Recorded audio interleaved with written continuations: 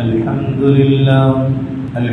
لله وحده والصلاة والسلام على من لا نبي بعده أما بعد قال الله تعالى إذ تستغيثون ربكم فاستجاب لكم أني ممدكم بألف من الملائكة مردفين آمنت بالله صدق الله مولانا العظيم وبلغنا رسوله النبي الكريم ونحن على ذلك من الشاهدين والشاكرين والحمد لله رب العالمين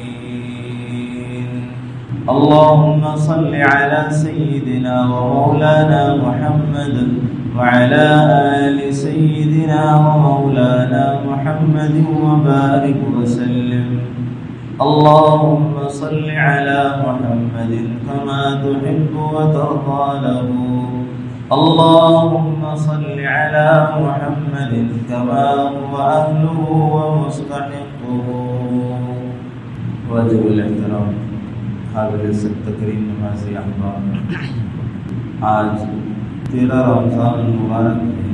اللہ تبارک و تعالیٰ کا احسان ہے کہ اللہ نے ہمیں زندگی عطا فرمائی اور اس زندگی میں اللہ نے ایک بار پھر رمضان المبارک کا بابرکت مہینہ عطا فرمایا اور ساتھ ہی ساتھ اس کے انوارات و برکات اور اس کی تمام رحمتیں، نعمتیں، مغفرتیں لوٹنے کا موسم بہار عطا فرمایا ہے۔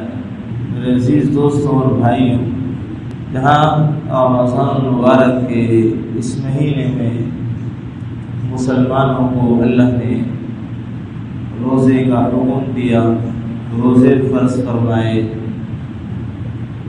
وہیں مسلمانوں کی ایک بڑی تاریخ ہے جو اس مہینے میں رقم ہوئی ہے۔ وہ یہ ہے کہ مسلمانوں کا سب سے پہلا غزوہ بدر رمضان المبارک میں پیش آیا ہے، اور یہ غزوہ اللہ نے فرمایا ہے کہ یوم الفرقان ہے، یعنی کہ حق اور باطل کے درمیان فرق کرنے والا دن، اور بہت ہی سخت کٹھن مراحل تھے جو مسلمانوں نے اس وقت گزارے۔ کفار مکہ یہ چاہتے تھے کہ ہم کسی طریقے سے مسلمانوں کے خلاف اور مدینہ والوں کے خلاف جنگ کریں، اس کے لیے کوئی موقع ان کے ہاتھ میں نہیں تھا۔ تو ابو سفیان جو اس وقت مسلمان نہیں تھے، مکہ کا ایک قافلہ لے کر کے تجارتی شام گئے تھے۔ جاتے ہوئے بھی اللہ کے رسول علیہ السلام کو معلوم ہوا تھا، تو پیچھا کرنے پر ابو سفیان کا لشکر ہاتھ نہیں آیا۔ آپ واپسی کے منتظر رہے، واپسی پر معلوم ہوا کہ ابو سفیان کا لشکر آ رہا ہے۔ آپ علیہ السلام نے صحابہ اکرام کو جو میسر تھے تیار کیا اور لے کر کے ابو سفیان کے لشکر کے لیے نکلے کہ اس کے پاس مال تجارت ہے، اس کو پکڑا جائے۔ آپ علیہ السلام نے یہ ارادہ کیا، اور اس کے ساتھ ساتھ جو آپ کے ساتھ صحابہ تھے تقریباً 314 اور 315 کی روایات بھی موجود ہیں، مگر قابل ذکر روایات 313 ہے۔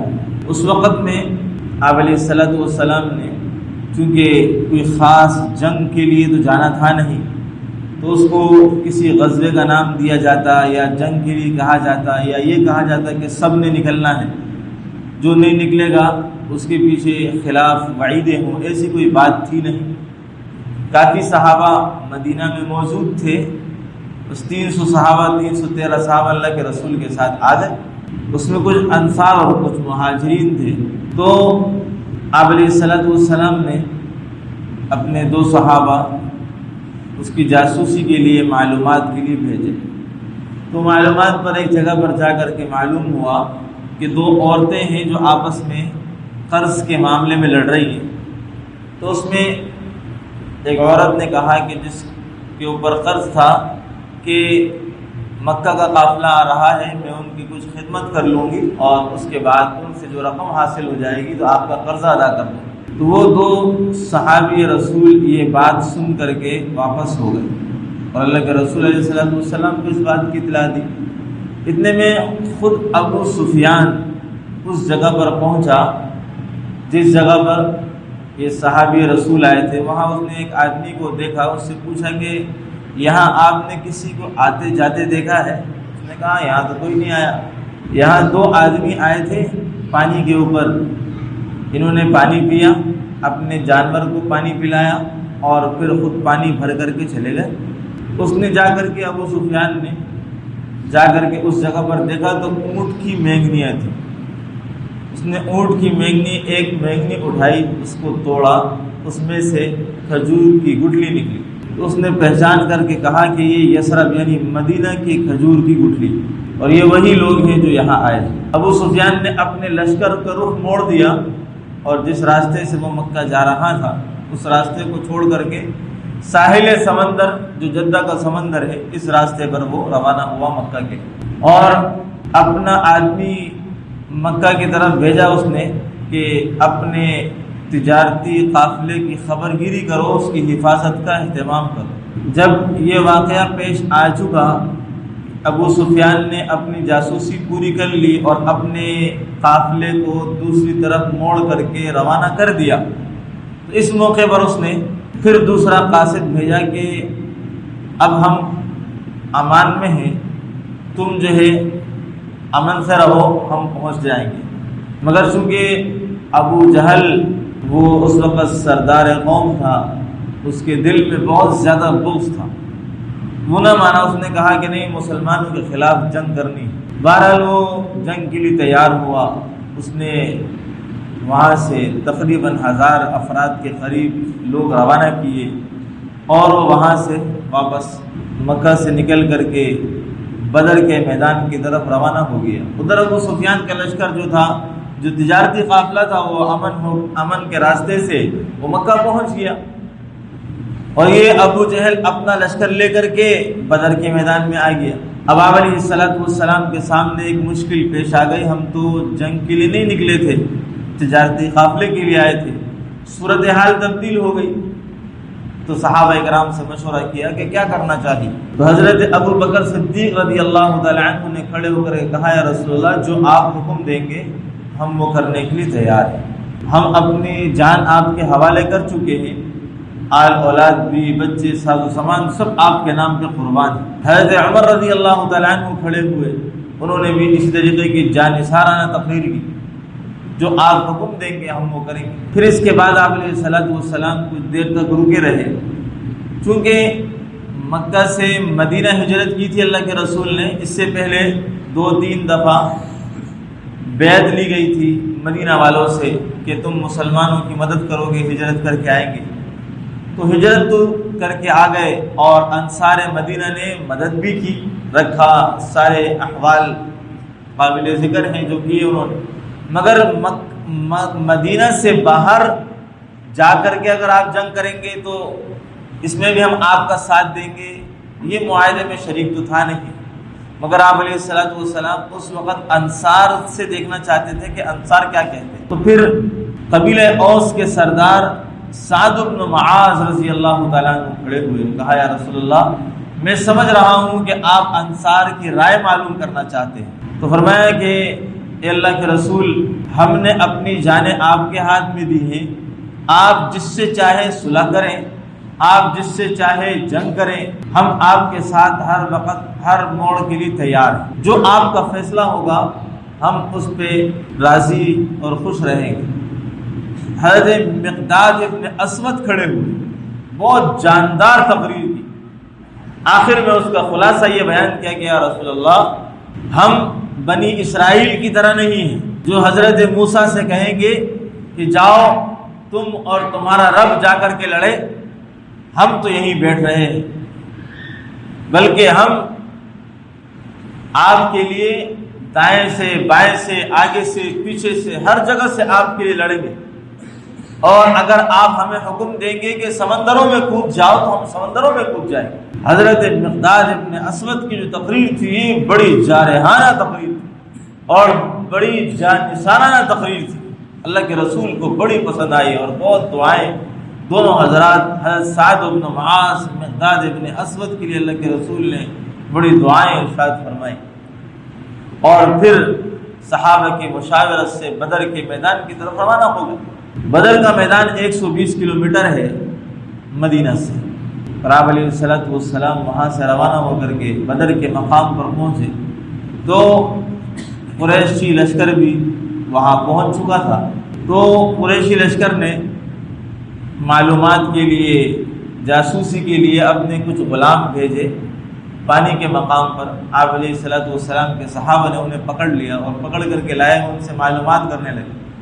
وہ انجان پنا ظاہر کر رہے تھے کہ ہمیں کچھ نہیں معلوم اور یہ نہیں معلوم، اور اللہ کے رسول نماز میں تھے۔ صحابہ نے ان کو مار دھاڑ کی، اللہ کے رسول نے نماز سے سلام پھیرا تو ان کو کہا کہ مت مارو، اور خود ان سے غلاموں سے تفتیش کی، کہا کہ قریشی لشکر میں روزانہ کتنے اونٹ کٹتے ہیں؟ اس نے کہا 9 اور کبھی 10۔ اللہ کے رسول نے فرمایا یہ 900 سے 1000 کے درمیان کا لشکر ہے۔ اللہ کے رسول کی فراست تھی، فرمایا کہ ایک اونٹ 90 سے 100 آدمی کھا سکتے ہیں اس زمانے میں۔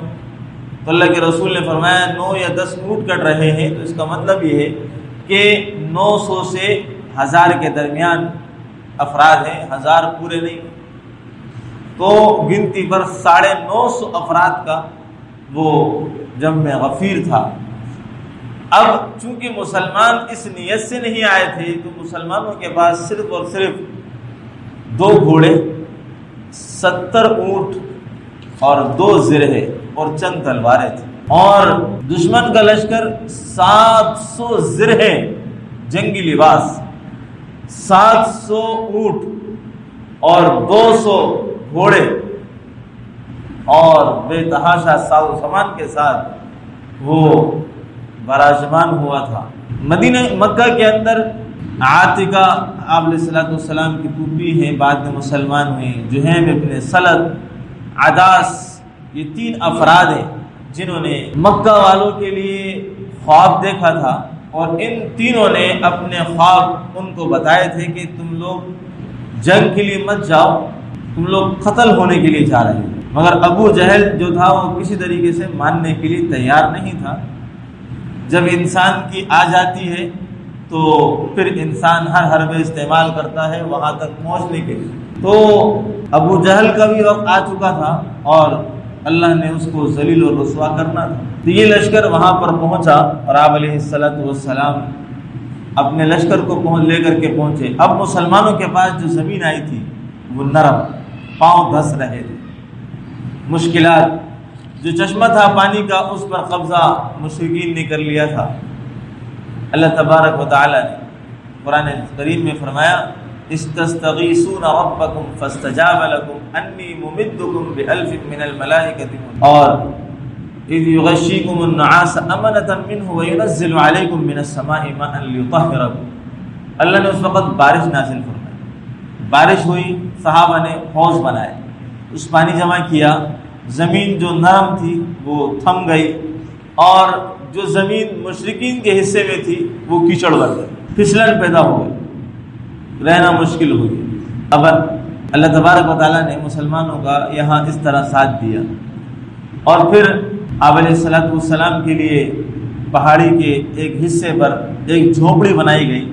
حضرت سعد بن معاذ جو قبیلہ اوس کے سردار تھے، ان کے توسط سے، ان کے مشورے سے کہ اللہ کے رسول یہاں سے تمام لشکر کو دیکھے بھی، ان کے لیے دعائیں بھی کریں، احکامات بھی جاری کریں اور جنگ کا معائنہ بھی کرتے رہے۔ آپ علیہ السلام نے جس دن 17 رمضان کا دن تھا، جمعۃ المبارک، 17 رمضان مبارک 2 ہجری مئی 624 یا 622 عیسوی، اور 17 رمضان مبارک مسلمان روزے سے اللہ کا حکم رمضان کا فرض روزہ رکھا ہوا، اور دوسرا اللہ کا حکم جہاد کا آ چکا ہے، اور مسلمان اپنے آپ کو پیش کر چکے ہیں اللہ کی بارگاہ۔ صفیں بننا شروع ہوئی، درمیان میں جگہ چھوڑ دی گئی، اللہ کے رسول نے صحابہ کی صفیں درست کروا دی، وہاں سے صفیں درست ہو گئی۔ دشمن کی طرف سے 3 افراد مبارز کے طور پر لڑنے کے لیے نکل کر آئے، عتبہ، شیبہ اور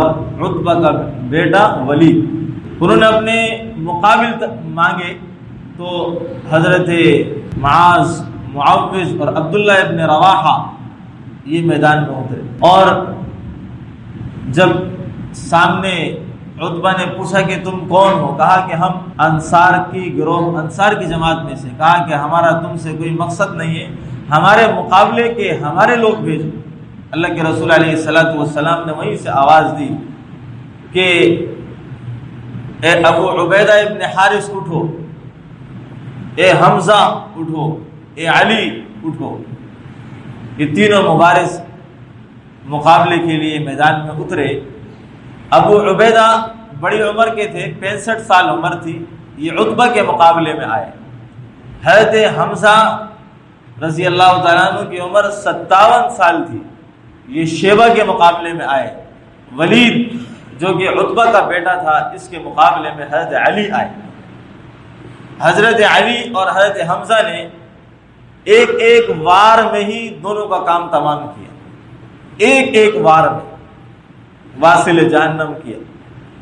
اور چونکہ عتبہ بھی بڑا شمشیر زن آدمی تھا اور حضرت ابو عبیدہ بھی بڑی عمر کے اور یہ بھی تلوار چلانے کے ماہر تھے، دونوں میں کافی مقابلہ ہوا اور ان کی تلواریں آپس میں ٹکراتی رہی، یہاں تک کہ ہر ایک نے دوسرے کو زخمی کیا۔ حضرت ابو عبیدہ ابن حارث پر ضرب کاری لگی پاؤں پر، تو پاؤں مبارک زخمی ہوا، ان کا گر گئے۔ تو اتنے میں حضرت علی اور حضرت حمزہ نے آ کر کے عتبہ کا کام تمام کیا، اور حضرت ابو عبیدہ ابن حارث کو اللہ کے رسول کی بارگاہ میں پیش کیا، اور انہوں نے اپنا سر مبارک اللہ کے رسول کے پاؤں مبارک پر رکھا اور کہا کہ یا رسول اللہ، کیا میں شہید ہوں؟ اللہ کے رسول نے فرمایا میں گواہی دیتا ہوں کہ آپ شہید ہو۔ ہاں، یہ پھر اس کے بعد مقابلہ شروع ہوا اور بہت گھمسان کی جنگ شروع ہوئی۔ پھر اللہ کے رسول علیہ الصلوۃ والسلام اپنے جھوپڑی میں مسلسل اللہ کی بارگاہ میں دعاؤں میں لگے ہوئے۔ حضرت ابو بکر صدیق رضی اللہ تعالیٰ عنہ اندر آپ کی حفاظت میں، اور حضرت سعد بن معاذ جھوپڑی کے باہر آپ کی حفاظت پہ مقرر تھے، اور اللہ کے رسول اتنی والہانہ دعائیں کر رہے تھے کہ اللہ سے یہ فرما رہے تھے، اللہ اگر یہ آج مسلمانوں کو شکست ہو جاتی ہے اور مسلمان ختم ہو جاتے ہیں تو پھر تا قیامت تیری عبادت کرنے والا کوئی نہیں رہے گا۔ اور اللہ کے رسول علیہ الصلوۃ والسلام کے جو ہے کندھوں سے چادر گرتی جاتی تھی، اور حضرت ابو بکر آپ پر چادر ڈالتے تھے اور فرماتے تھے اے اللہ کے رسول، اللہ نے آپ کی دعائیں قبول کر لی ہیں، اللہ نے آپ سے جو وعدہ کیا ہے اللہ پورا فرمائیں گے، آپ اتنا مت پریشان ہو۔ تسلی دیتے اللہ کے رسول کو۔ اللہ کے رسول بہت زیادہ غم پریشانی کے عالم میں اس وقت صحابہ کرام کے لیے دعائیں کرتے رہے۔ پھر اللہ کے رسول اپنی جھوپڑی سے باہر تشریف لائے، چھپر سے باہر آئے، ایک مٹھی مٹی اٹھائی اور اس کو تمام لشکر کفار کی طرف پھینکا اور کہا سیہزم الجمع ویولون الدبر، اور فرماتے ہیں کہ اللہ نے اس مٹی کا ہر ذرہ کفار کی ہر ایک آدمی کی آنکھ میں پہنچایا۔ اور اللہ کے رسول نے 2 الفاظ بددعائیہ کلمات کہے، اللہ ان کو ذلیل اور رسوا کر دے اور ان کو تباہ و برباد کر دے۔ اور چونکہ اللہ کے رسول کو اس سے پہلے والی رات میں خواب میں تمام مرنے والوں کے، قتل ہونے والوں کی قتل گاہیں دکھائیں، اللہ کے رسول نے صحابہ کو ان کی قتل گاہیں دکھائیں، اس جگہ پر فلاں مرے۔ اور اس موقع پر آپ علیہ الصلوۃ والسلام نے جب مٹھی مٹی پھینکی تھی، پھر صحابہ سے کہا کہ اب زوردار حملہ کرو، اب زوردار حملہ کیا جائے۔ صحابہ کرام نے اس وقت خوب زوردار حملہ کیا، کفر پسپا ہونے لگا اور صحابہ کرام آگے بڑھنے لگے اور وہ اپنا ساز و سامان چھوڑ کر کے بھاگنے لگے۔ صحابہ کرام پیچھے سے ان کے اوپر وار کرنے لگے۔ اتنے میں اللہ کی طرف سے پہلے موقع پر 1000 فرشتوں کی مدد آئی، پھر دوسرے موقع پر 2-3 ہزار فرشتوں کی مدد آئی، پھر اللہ کی طرف سے 5000 فرشتوں کی مدد آئی. مسلمانوں کے مقتول اور فرشتوں کے مقتول میں فرق نظر آتا تھا. جو مسلمانوں نے مارے تھے وہ جگہ جگہ زخمی تھے، اور جو فرشتوں نے مارے تھے ان کی گردنیں اور ان کے ہر جوڑ کا پور کالا ہو چکا تھا، اور فرشتے کوڑے کی ضرب لگاتے تھے اور مسلمان اپنے تلواروں کی وار کرتے تھے. اور اللہ نے ان کو فرمایا تھا، کیونکہ فرشتے تو جنگ نہیں جانتے، وہ تو نورانی مخلوق ہے، اللہ نے فرمایا فَاضْرِبُوا فَوْقَ الْأَعْنَاقِ، ان کی گردنوں کے اوپر کے حصے میں مارو. وَاضْرِبُوا مِنْهُمْ كُلَّ بَنَانٍ، ان کے ہر جسم کے ہر پورے میں مارو. اللہ نے ان کو فرشتوں کو جنگ کا طریقہ سکھایا، اور پھر اس موقع پر مسلمانوں کو اللہ نے فتح نصیب فرمائی. یہ مختصر باتیں میں آپ کے سامنے عرض کرتا جا رہا ہوں. اور درمیان میں ابو جہل کے مارنے کا بھی واقعہ پیش آیا. ابو جہل کو حضرت معاذ اور معوذ اور معاذ بن ابن عمر نے مارا، اور اب علیہ السلام نے جنگ کے اختتام پر عبداللہ ابن مسعود سے کہا کہ ابو جہل کا حال معلوم کرو، تو دیکھا کہ وہ ابھی بھی زندہ تھا. حضرت عبداللہ ابن مسعود نے اس کا سر تن سے جدا کیا اور اللہ کے رسول کی بارگاہ میں اس کا سر لائے اور کہا کہ یہ اللہ کے رسول آپ اللہ کا دشمن ہے. اللہ کے رسول علیہ السلام اس کی میت تک گئے اور کہا جا کر کے یہ اس امت کا فرعون تھا. ہاں، یہ اس امت کا فرعون تھا، اللہ نے اسے ذلیل اور رسوا کر دیا. 70 افراد مشرکین کے بڑے مارے گئے. عتبہ، شیبہ، ولید اور امیہ بن خلف اس کا بیٹا، یہ تمام لوگ مارے. امیہ بن خلف جب مسلمان مار رہے تھے اور آگے بڑھ رہے تو امیہ بن خلف اس کا بیٹا، امیہ بن خلف نے دیکھا کہ عبد الرحمن ابن عوف رضی اللہ تعالی عنہ وہ جو ہے زرہیں اٹھا رہے ہیں، جنگی لباس جمع کر رہے ہیں مال غنیمت کے طور پر. تو امیہ بن خلف نے کہا کہ آپ جو ہے یہ زرہیں آپ کے حق میں ہم سے بہتر نہیں ہے، آپ ہمیں پکڑ لیں، یعنی آپ ہمیں اپنا قیدی بنا لیں. حضرت عبد الرحمن ابن عوف نے پکڑ لیا دونوں کو اور لانے لگے. تو حضرت بلال رضی اللہ تعالیٰ عنہ نے دیکھا، کیونکہ حضرت بلال رضی اللہ تعالیٰ عنہ امیہ بن خلف کے غلام تھے. جب انہوں نے دیکھا کہ امیہ بن خلف تو زندہ ہے تو انصار کی جماعت کو پکارے کر کہا کہ یہ اللہ کا دشمن ہے، اللہ کے رسول کا دشمن ہے، اگر یہ آج بچ گیا تو میں ہلاک ہو جاؤں. حضرت بلال رضی اللہ تعالیٰ نے انصار کو جمع کیا اور پھر جو ہے انصار نے اس پر حملہ کیا، مگر عبد الرحمن بن عوف نے بچانے کی کوشش کی مگر مسلمانوں نے نہیں چھوڑا. اور ایک بار خود حضرت بلال رضی اللہ تعالیٰ نے امیہ بن خلف کے مارا، جس سے وہ قتل ہوا، مردار ہوا. تو پھر بلال رضی اللہ تعالیٰ عنہ خوش ہوئے. پھر حضرت عبد الرحمن ابن عوف نے کہا اے بلال، نہ تو مجھے قیدی ملے، نہ مجھے زرہیں ملی، اور مجھے زخم الگ لگ گئے، صرف آپ نے جو ہے اپنے دشمن کو مارنے کے لیے یہ سب چیزیں انجام دی.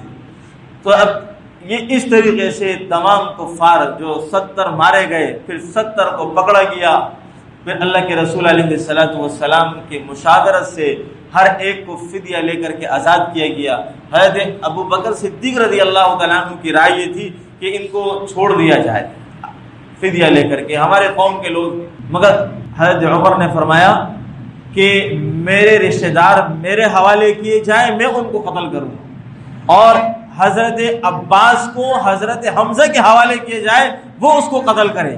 حضرت عقیل جو پہلے مسلمان نہیں تھے، عقیل کو حضرت علی کے حوالے کیے جائے، وہ اس کو قتل کرے.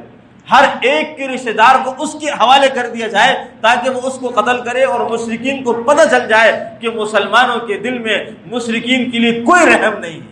مگر اللہ کے رسول علیہ السلام نے حضرت ابوبکر کے قول پر عمل کیا اور مشاورت کی، تو اللہ نے بعد میں قرآن نازل فرما کر کے تنبیہ کی کہ جو صحیح مشورہ تھا، جو صحیح رائے تھی، وہ حضرت عمر رضی اللہ تعالیٰ عنہ. یہ مختصر سا واقعہ ہے جو آپ حضرات کے سامنے عرض کیا، اس کی تفصیل بہت ہے.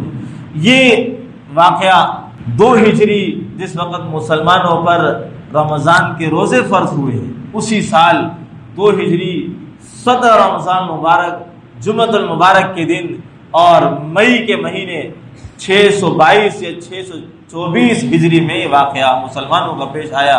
اللہ نے اسے قرآن کریم میں یوم الفرقان کہا کہ یہ حق اور باطل کے درمیان فرق کرنے والا دن ہے. اللہ نے اس دن مسلمانوں کو فتح یابی نصیب فرمائی.